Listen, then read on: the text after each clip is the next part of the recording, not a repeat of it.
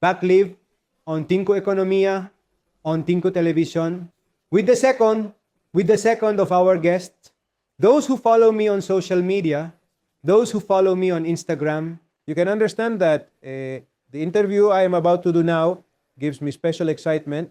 You just have to see two publications that I posted, two posts in December 2023 to understand it.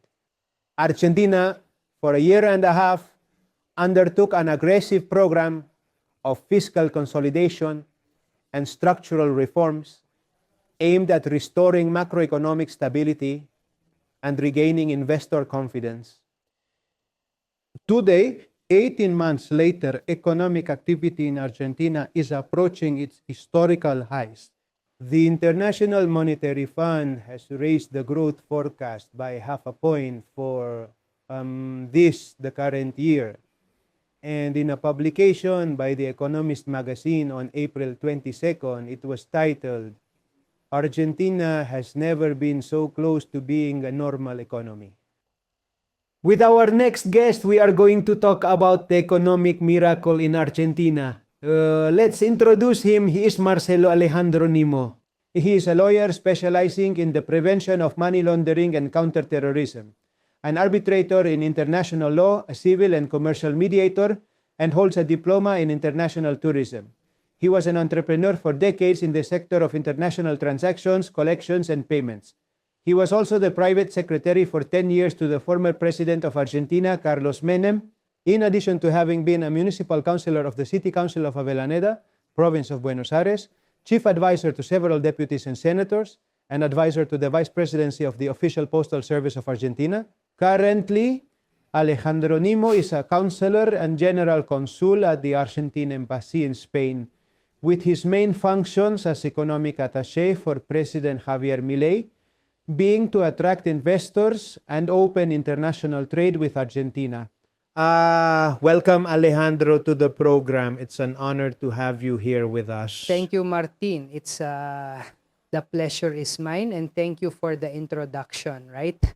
When someone sometimes lists the things they've done in life, they realize how big they are, right? Sure. It wipes the floor. Time passes very quickly. Exactly. I mean, either I did a lot very quickly, or I'm really old. I think you did a lot. I do the latter more. All right, let's go to the questions. From January 2024 until today, I would like you to make a brief summary of how the figures of the Argentine economy have evolved, in fact, in 5 variables, right? The inflation, Unemployment, the salaries, and the GDP, right?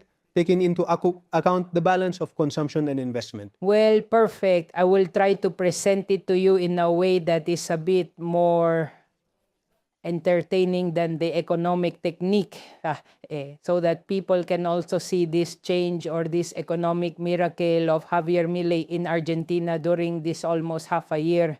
How we improved people's lives and returned freedom to both individuals and businesses, right? The freedom of exchange among themselves and be able to trade.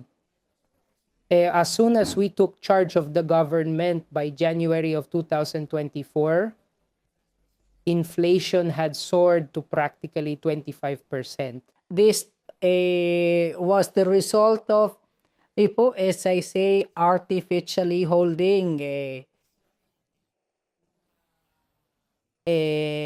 trend of hyperinflation in prices, a result of interventionist policies that constantly devalued the currency and created restrictions on conducting commercial activities freely.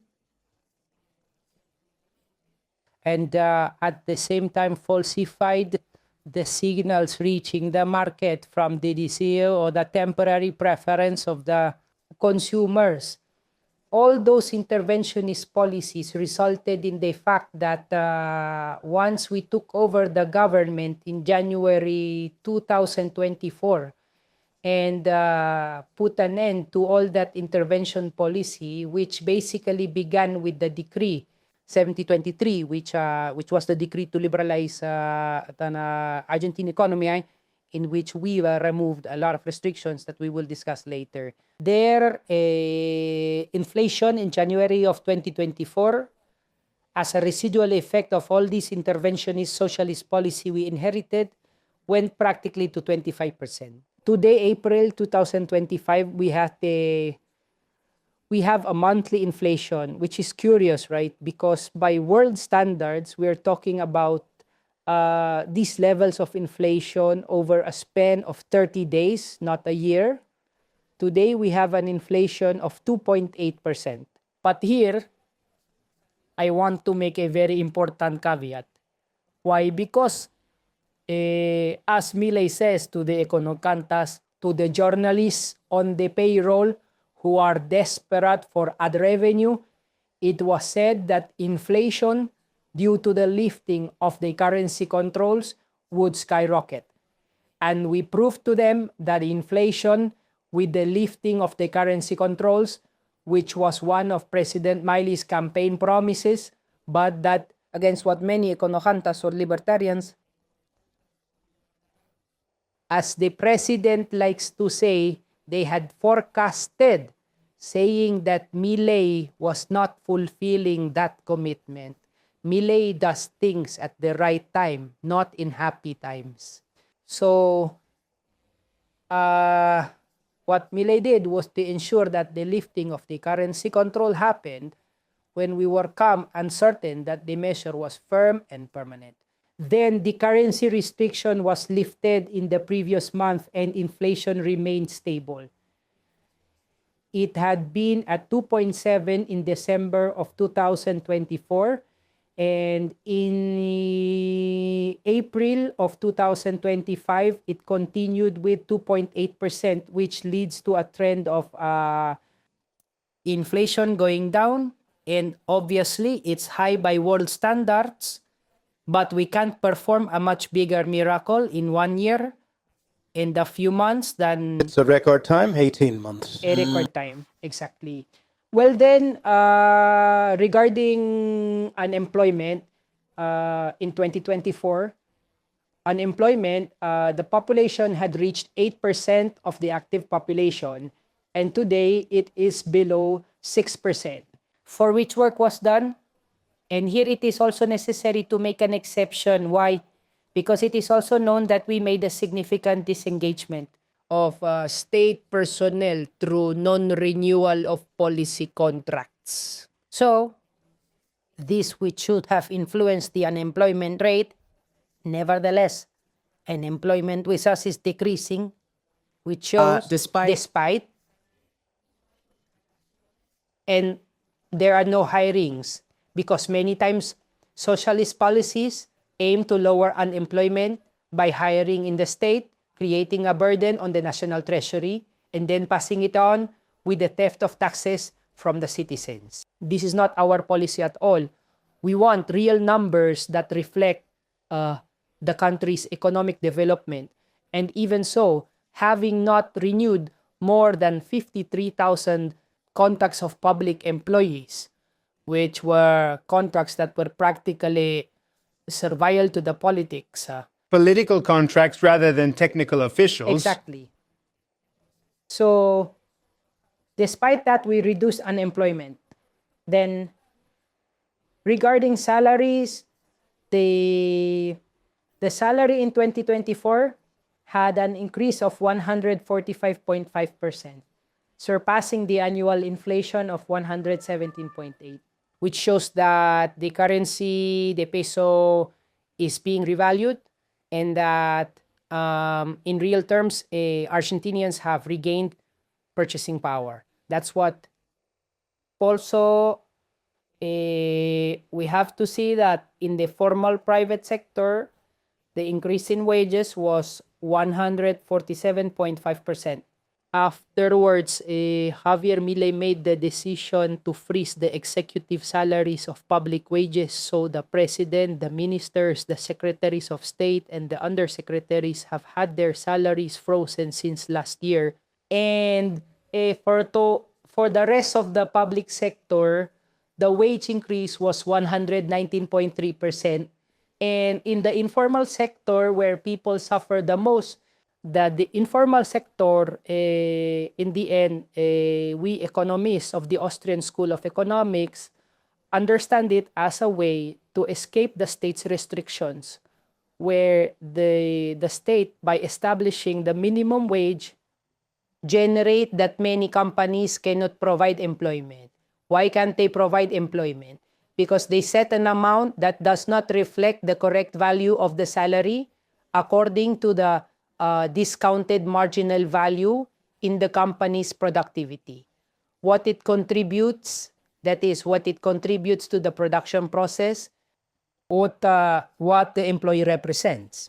That ends up causing that there could be potentially allowing for salary of 700, 800 euros, for example, in a European country with shorter work days or with alternating work days.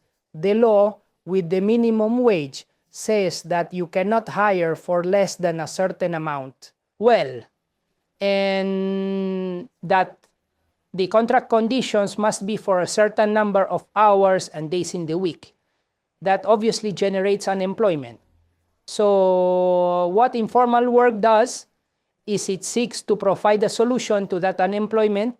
We always have to clarify that this unemployment is generated by the state itself with interventionist policies, and the effect, as Professor Jesus Huerta de Soto likes to say, who is Javier Milei's professor, and for you it is an honor because he is a Spaniard, one of the most... He does not grant interviews. If not... He does not grant interviews, and it is very understandable, because what does he tell you? That he is an academic professor, and that it is very difficult to explain an academic class in the time allowed by television. So it is very difficult to develop the concepts. I assure you that I tried. Well, that informal sector grew by 196.7%. This means that there is employment in the market, and that there is even almost 200%. What a coincidence, there is employment that cannot develop within the remnants of state interventionism in Argentina. Then for the product, the GDP, the gross domestic product, was in February of 2025, grew 5.7% year on year, which has been showing very significant growth. And we have been meeting the targets that we had for growth from both the deregulated budget that was presented to the National Congress by President Milei, as well as the goals with the International Monetary Fund. Consumption in January 2025 increased by 5.4% year on year, with an increase of 4.3% compared to December 2024. This is also a very striking fact, because when all these imbalances occur that interventionist policies generate in the economy, and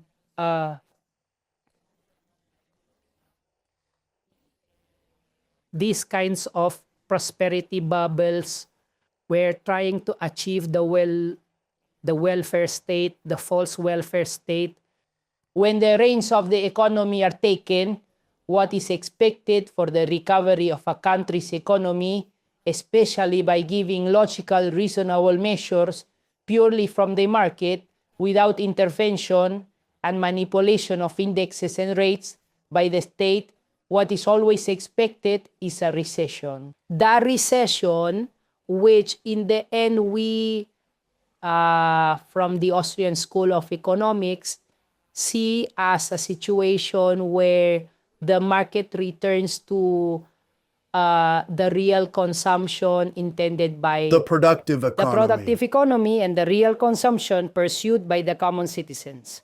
So that recession is what allows, at a certain point, a moment of economic adjustment to return to a real economy, not artificial like the one socialism generates. So that recession was very short, because consumption in Argentina, he is already recovering obviously we want a greater recovery, but we want a greater recovery step by step within an economy, as we were just saying, a real economy without manipulation or intervention of the state. Then, regarding the investment, we withdrew all public investment. Why? Because Javier Milei taught us that where public investment is in public works, there is, and it was proven. In fact, Cristina Kirchner is facing her third conviction. It is sunk in corruption. So, what we stopped was public works to curb systematic corruption that many years ago, many decades ago, it existed in Argentina, and we have to get out of that sphere of corruption in which both the state and the privileged businessmen who were going to be businessmen and enrich themselves at the expense of the state participated. Therefore, citizens also need to understand that it is not at the expense of the state, it is at their expense. Because the state, later, through the theft of taxes, what it does is to come through the monopoly of coercion to take away the money from the pocket that could be, in this case, developing the same public work through the effects of the economy and private commerce, where public works would be done much more efficiently. They would undertake public works that are truly sustainable and at the logical market prices. This did not happen in Argentina, which is why we stopped investment in public works, and we are receiving an enormous amount of private investment in sectors like agriculture, mining, hydrocarbons, and energy, which is the future of Argentina. You know, Argentina has enormous potential, right? Exactly.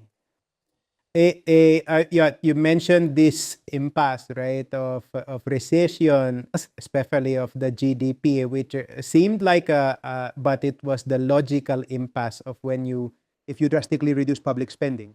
Evidently the gross domestic product suffers because GDP is the sum of expenditure and income. So if you cut spending, GDP suffers. And what is growing in Argentina now could be said to be the result of the productive economy, free from the effects of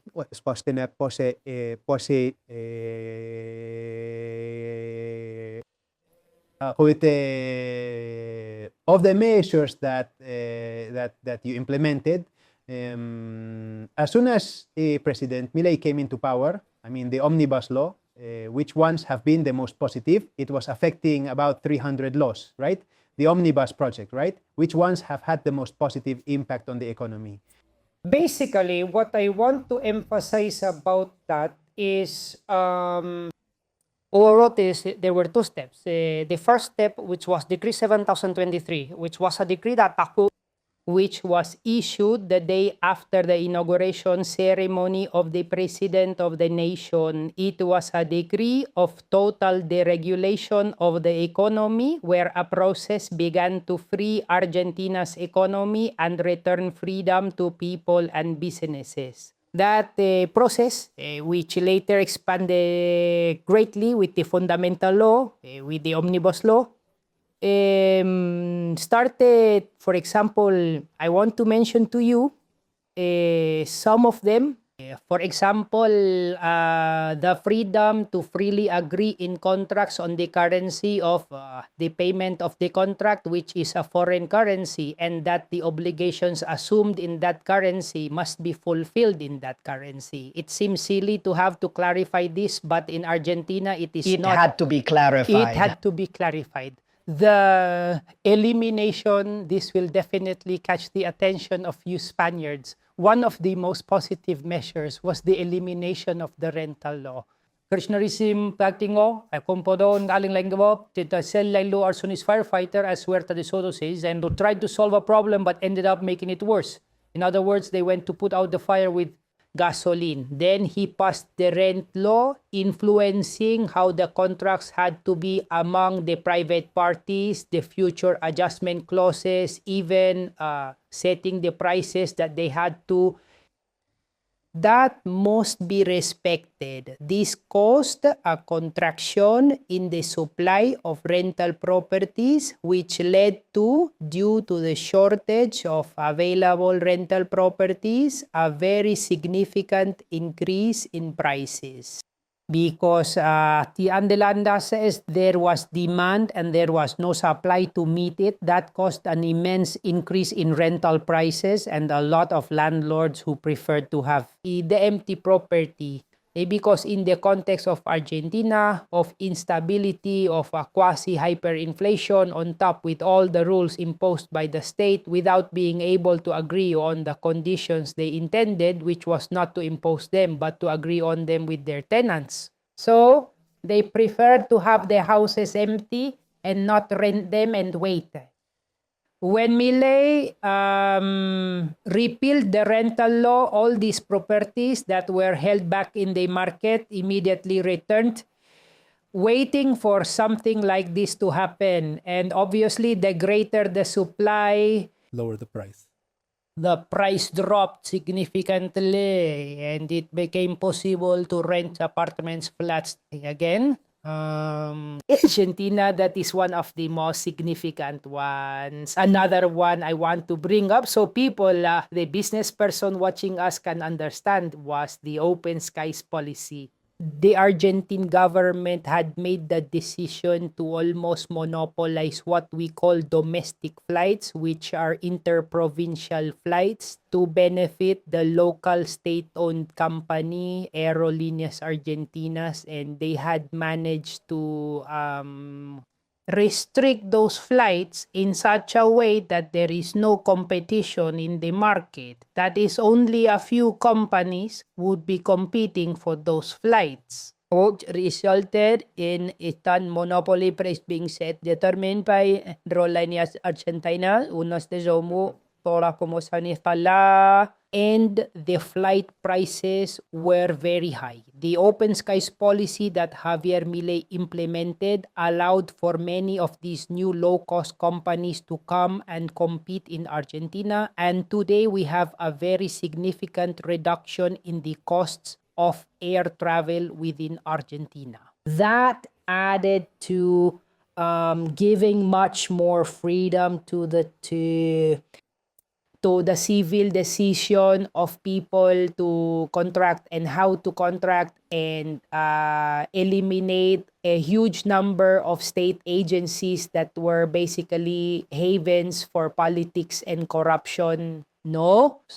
For example, the National Institute of Cinema and Audiovisual Arts, the INCAEA, which was a haven for politics, where about 900 people were working. Today, it has fewer than 90 people, and we reformed the entire subsidy system for the movies. During the Kirchner era, they managed to release supporting movies that weren't released in theaters, and those that were had only 2 people in the audience. I mean, not even the actors. So that today, we are overhauling that entire system and making it efficient to prevent that kind of embezzlement from the state coffers, which, I repeat, are filled with stolen tax money.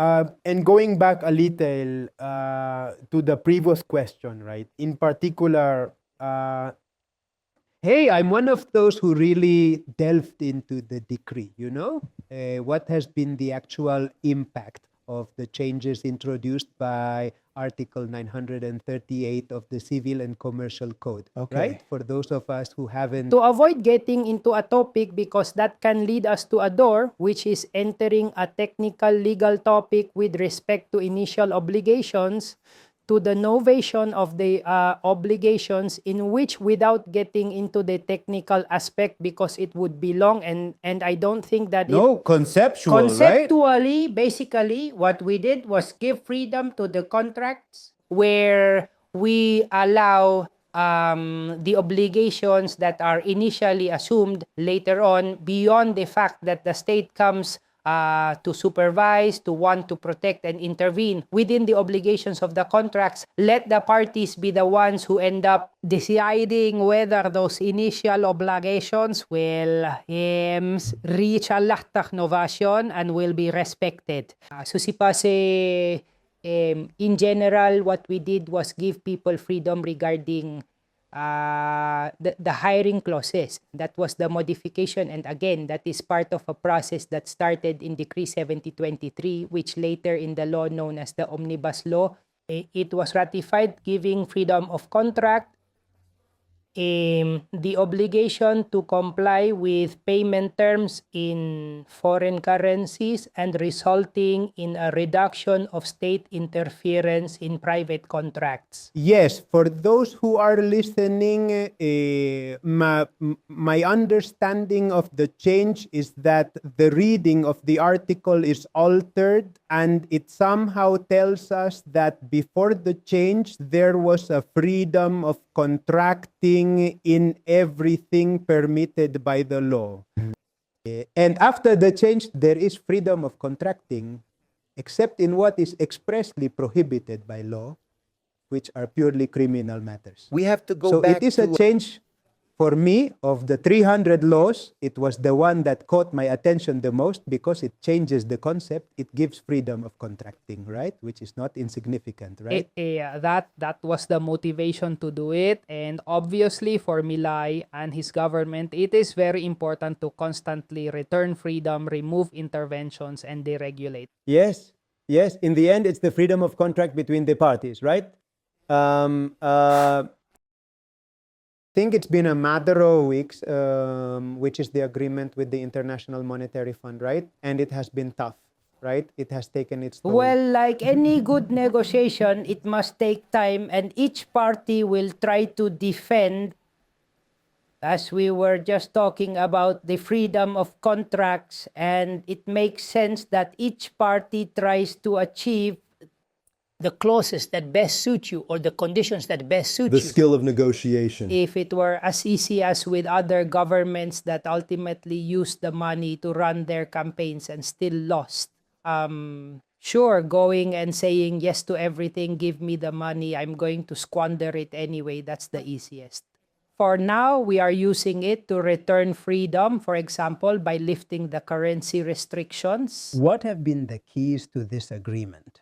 The key is fiscal discipline, which is maintaining a primary surplus of 1.3% of GDP in 2025, reaching 2.5% of GDP by 2028. The monetary reform, as we just said, the lifting of currency controls and replacing it with a floating band system, which today is between 1,000 and 1,400 Argentine pesos per dollar. The accumulation of the reserves is projected to accumulate more than $80 billion in reserves over a period of 6 years, with the strengthening of the country's external position and the support of macroeconomic stability. And continue with the structural reforms of the state, which is basically reducing expenditure, deregulating state areas, closing down organizations that don't make sense, privatizing state-owned companies to reduce the deficit too, but also to stop intervening or to deregulate the markets by the state and give more freedom to the markets. And the goal of seeking state efficiency and attracting investments, internationals. But here I will make an exception, because for us the state does not have, we are not working to become an efficient state. We are working for there to be no more state. We do not want an efficient state. We believe that efficiency is always found in the development of the private sector, both in commerce and in all aspects of human action and people's lives. We do not consider that a government can be efficient. The government is inherently inefficient because it is bureaucratic, and we believe that the best way to return freedom to people is by completely eliminating the government. government with a preliminary step through a minimal government, but we work towards its elimination. For those listening to us, this is the libertarian ideal, the ideal libertarian of the Austrian School of Economics, which had as its greatest representative, it had Mr. Jesus Huerta de Soto. yes, in the Anarcho-capitalism, so that you understand Murray Roth Rockwell. Exactly. he passed away in 1995, where he divided the functions of the state into two, right? The 50% could be eliminated without absolutely anything happening because they added no value. And the other 50% could be privatized, right? That's the ideal. In fact, I have to tell you that in no state, this has really been applied. This is unprecedented. Well, we had a very important precedent just a few weeks ago where the leader of this thought, the Idasin, the Spaniard Jesus Huerta de Soto at the government house, of the state, was giving a wonderful speech precisely saying, alongside President Javier Milei, the need to eliminate the state, explaining the dynamic efficiency, how efficiency automatically leads to things being fair, and for what reasons the state should not exist. This is unprecedented. No, never before in the government house of a national state has there been such a clear demonstration of anarcho-capitalism. Finally, Alejandro, if we were here before a forum of international investors, one of your functions as the commercial attaché of President Milei in Spain is attracting investors. What 3 arguments would you put forward to convince them of the attractiveness of investing in Argentina? Well, first of all, because we are the future, we are practically becoming the future of freedom for the world with the model of market freedom we are presenting. What is a model that may not be innovative, but it becomes innovative when we are consistent between what we say and what we are doing? Why promise free markets? There are many political parties that preach it, but then inactions end up generating efficient public services. We do not do that. We are consistent in what we do. Invest in our Argentina now. In the start, like any venture that is going to be successful, it is better to get in at the start rather than later when the investments are more developed. Now, there are many opportunities, and with regard to the security of your investments, we have the consistency that the government is showing, the fiscal discipline. And we have the scheme for investors, for large investors in Argentina, and we are waiting to be able to enact a similar scheme for medium-sized investors. This scheme basically grants tax, customs, and fiscal advantages to ventures that commit to a certain investment within a specific period.